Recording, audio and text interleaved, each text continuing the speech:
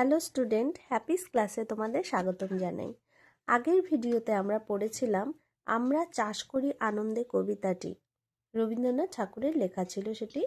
এখন আমরা কিন্তু এই কবিতাটির প্রশ্নের উত্তরগুলো জানব। প্রশ্নের উত্তর শুরু করার আগে তোমাদের একটু বলি, আমার চ্যানেলটা যদি তোমাদের ভালো লেগে থাকে তাহলে অবশ্যই কিন্তু তোমরা একটু সাবস্ক্রাইব করে দিও, আর ভিডিওটি দেখা মাত্রই কিন্তু পড়া হয়ে গেলে একটা লাইক করে দিও। ঠিক আছে, তাহলে আমরা শুরু করি। একের দাগে রয়েছে দেখো, একটি বাক্যে উত্তর দাও। একের একে রয়েছে চাষ করার জমিকে কি বলা হয়? চাষ করার জমিকে বলা হয় ক্ষেত। একের দুই দাগে রয়েছে চাষের কাজে কি কি জিনিস না হলে চলে না। তাহলে দেখো কি কি আছে, মাটি, বীজ, জল, সার, নাঙল, ট্রাক্টর ইত্যাদি জিনিস না হলে চাষের কাজ হয় না। মানে এই কটি জিনিস ছাড়া কিন্তু কখনোই চাষ করা সম্ভব না। একের তিন দাগে রয়েছে ধান চাষ থেকে কি কি জিনিস আমরা পাই? ধান চাষ থেকে আমরা পাই চাল, তুষ, খড়। একের চার দাগে রয়েছে সকল ধরা হেসে ওঠে। এখানে ধরা শব্দের অর্থ কি? এখানে ধরা শব্দের অর্থ হলো পৃথিবী। একের পাঁচের দাগে রয়েছে ধরা শব্দটিকে অন্য অর্থে ব্যবহার করে একটি বাক্য লিখো।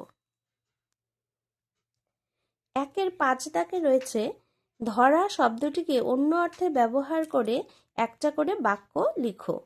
তাহলে ধরা, প্রথম বাক্যটি রয়েছে ঘোষ পাড়ায় গতকাল রাতে একটা চোর ধরা পড়ায় খুব হইচই হয়েছিল। এবার এই ধরা মানে আটক করা। ঠিক আছে, ধরা, ঘোষ পাড়ায় গতকাল রাতে একটা চোর ধরা পড়ায় খুব হইচই হয়েছিল, তো ধরা মানে আটক। একের ছয় দাগে রয়েছে পুলক শব্দটি দিয়ে একটা বাক্য রচনা করো। পুলক, সমুদ্রের ধারে সূর্যোদয় দেখে আমাদের খুব পুলক হয়েছিল। পুলক শব্দের অর্থ হলো আনন্দ। একের সাত দাগে রয়েছে অঘ্রাণ মাসটির পুরো নাম কি? অঘ্রাণ মাসটির পুরো নাম হলো অগ্রহায়ণ।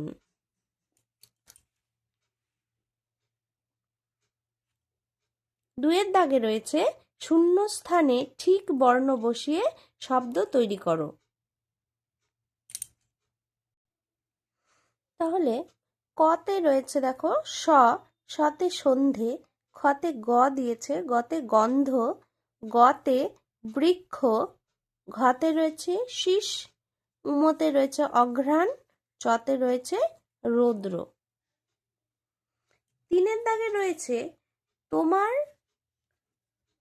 তোমার পড়া গানটি একটি পংক্তির নিচে দেওয়া আছে, তার পরের লাইন দুটি তিনের দাগে রয়েছে দেখো তোমার পড়া গানটির একটি পংক্তির নিচে দেওয়া আছে, তার পরের দুটি লাইন গান থেকে তুমি লেখো। পরের দুটি লাইন কি আছে দেখো, সবুজ প্রাণের গানের লেখা রেখায় রেখায় দেয় রে দেখা, মাতরে কোন তরুণ কবি নৃত্য দোদুল ছন্দে। চারের দাগে রয়েছে দেখো বাদিকের সঙ্গে ডান দিক মেলাও, বাম স্তম্ভ ও ডান স্তম্ভ। বাম স্তম্ভে কি রয়েছে, বাঁশের বনে সকল ধরা বাতাস ওঠে ভোরে ভোরে, মাঠে মাঠে বেলা কাটে ধানের শীষে। আর এদিকে ডান স্তম্ভে রয়েছে পুলক ছোটে সকাল হতে সন্ধে, হেসে ওঠে চষা মাটির গন্ধে পাতা নড়ে। তো তোমরা যখন কবিতাটি পড়েছো তখন তো ছন্দ মিলানো ছিল, তাহলে চলো আমরা এখন ছন্দ মিলাই।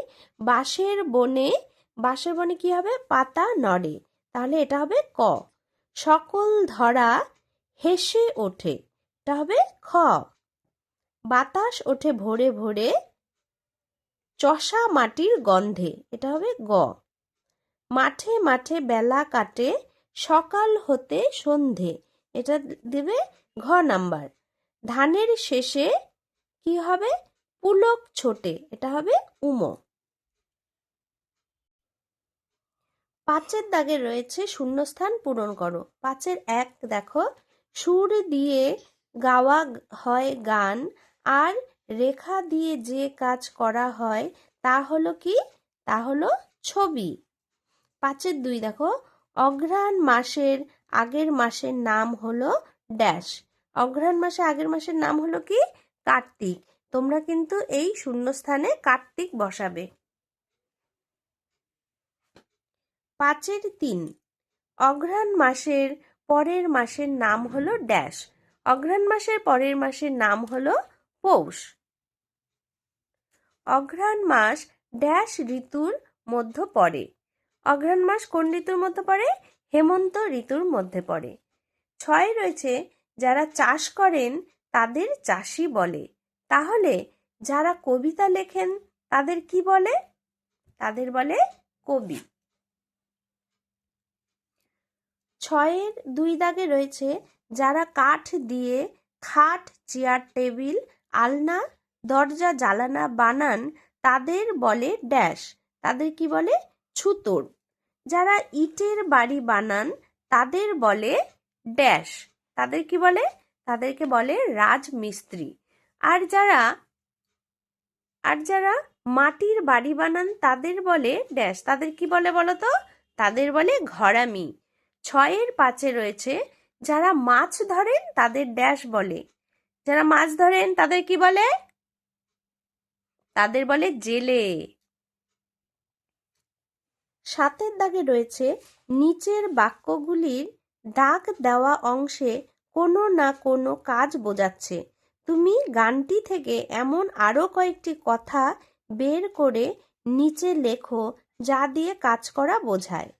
দেখো, বইয়ে দেওয়া আছে, রৌদ্র ওঠে, বৃষ্টি পড়ে, পাতা নড়ে, চাষ করি আনন্দে।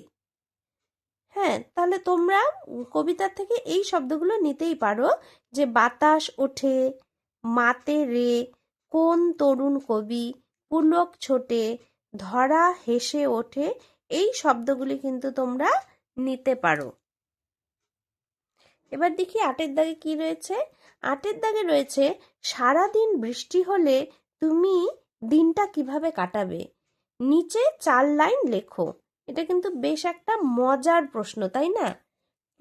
প্রশ্ন ঠিক না, তোমাদের মনের ভাব এখানে বোঝাতে বলছে। যদি কখনো বৃষ্টি হয় সারাদিন ধরে, তাহলে তোমরা কিভাবে কাটাবে? দেখো, এখানে দেওয়া আছে, সারাদিন বৃষ্টি হলে জানালা দিয়ে বৃষ্টি দেখব, কাগজের নৌকা বানিয়ে জমে যাওয়া জলে ছেড়ে দেব, বৃষ্টির গান শুনবো, খিচুড়ি, ইলিশ মাছ ভাজা খাবো। আমি তো ডিমের অমলেট বেশি পছন্দ করি, তাই আমি কিন্তু খিচুড়ির সঙ্গে ডিমের অমলেট অথবা আলু ভাজা খাবো। তোমরা কি খাবে? তোমরা কি এই বইয়ের যেটা দেওয়া আছে সেটাই খাবে, নাকি আমার মতো ডিমের অমলেট দিয়ে ট্রাই করবে? আমাকে কিন্তু অবশ্যই জানিও যে কখনো বৃষ্টি হলে বৃষ্টির দিনটা তোমরা কিভাবে সেলিব্রেশন করবে, ঠিক আছে? কমেন্ট করে জানাবে। দেখো, তাহলে সব প্রশ্নের উত্তরগুলো আমরা আলোচনা করলাম। তোমরা ভালোভাবে পড়ে নিয়ে কিন্তু খাতায় নোট করবে, এবং আমার এই পড়ানো যদি তোমাদের ভালো লাগে, চ্যানেলটিকে অবশ্যই সাবস্ক্রাইব করবে। পরের ভিডিওতে আমি পরবর্তী চ্যাপ্টার তোমাদের পড়াবো। ততক্ষণ তোমরা কিন্তু এই প্রশ্নের উত্তরগুলো ভালোভাবে পড়বে। আর তোমরা অবশ্যই বেল আইকনটি কিন্তু প্রেস করে দিও, তাহলে আমার ভিডিও পোস্ট করা মাত্রই কিন্তু তোমাদের কাছে নোটিফিকেশন পৌঁছে যাবে। আজ এতটুকুই, এখন টাটা।